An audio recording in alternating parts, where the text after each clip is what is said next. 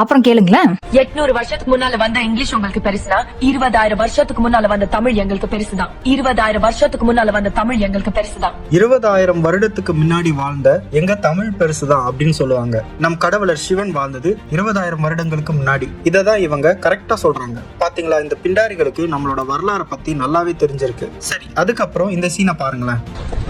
உங்க அசைன்மென்ட் நேத்தே படிச்சிட்டோம். Really fantastic sir. நிச்சயமா சக்சஸ். இங்க 5 பேர் ஒண்ணு சேருவாங்க. இதுதான் 5ஆம் தமிழர் சங்கம். என்னடா எங்களை பத்தி நாங்களே பெருமையா சொல்லிக்கிறோம்னு நீங்க நினைக்க வேண்டாம். பிண்டாரிகளை பொறுத்த வரைக்கும் வருங்காலத்துல இப்படி ஒரு சங்கம் வரப்போகுதுன்னு அவங்களுக்கு தெரியும். இப்படிதான் உலகம் மாறப்போகுது, தமிழர்கள் தான் ஆட்சி செய்ய போறாங்கன்றது அவங்களுக்கு நல்லாவே தெரியும். ஏன்னா நம்மளோட ஓலைச்சுவடிகள் அவங்க கிட்டதான் இருக்கு. இவங்க 5 பேர் தான் கடைசி வரைக்கும் மறைந்திருந்த மக்களுக்காக போராடுவாங்க. இந்த கதாபாத்திரம் எதை குறிக்குதுன்னா, இந்த யூத பிராமணர்களுக்கு மறைமுகமா உதவி செய்யறது இந்த இந்திய பிராமணர்கள் தான். இவங்க வெளியே பாக்குறதுக்கு நார்மலா இருப்பாங்க, ஆனா இவங்க யூத பிராமணர்களுக்காக வேலை செய்யற இந்திய பிராமணர்கள். அதை குறிக்க தான் இந்த சீன். இந்த ஆன்டி கிரைஸ்ட் சங்கம் விட்ட கப்சாலேயே பெரிய கப்சா என்னன்னா, இந்த ப்ரொஃபசர் கதாபாத்திரம். அதாவது ஆன்டி கிரைஸ்ட் அவரோட சேனலை டிகோட் பண்ணும்போது இந்த ப்ரொஃபசர் கௌரவர்னு சொன்னார். ஆனா ஏடிஎஸ் கொஞ்ச நாளுக்கு அப்புறம் இது இந்திய பிராமணர்களுக்கு குறிக்கும் அப்படின்றாங்க. அப்புறம் என்ன சொல்றாங்க, 6th செஞ்சுரியில ஹாங்ஸிங்கிற வைரஸ் தாக்கி சைனாவில பல லட்சம் பேர் செத்துருக்காங்க.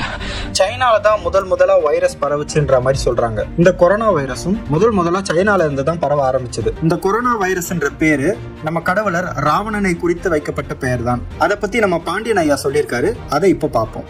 ஆக யூதனது ஆதிக்கத்திற்கு அச்சுறுத்தலாக இருப்பது ராவண இந்திரர்களின் மீன யுகம் என்பதால் அவர்களின் மீதுள்ள வெறுப்பால் இந்த வைரஸை ராவண இந்திரர்களின் பெயராலேயே உருவாக்க எண்ணினான் யூதன்.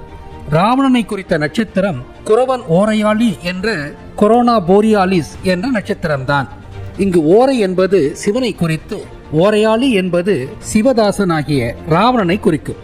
அதனால்தான் யூதன் உருவாக்கிய வைரசுக்கு கொரோனா என்று ராவணனை குறிக்கும்படி பெயரிட்டார்.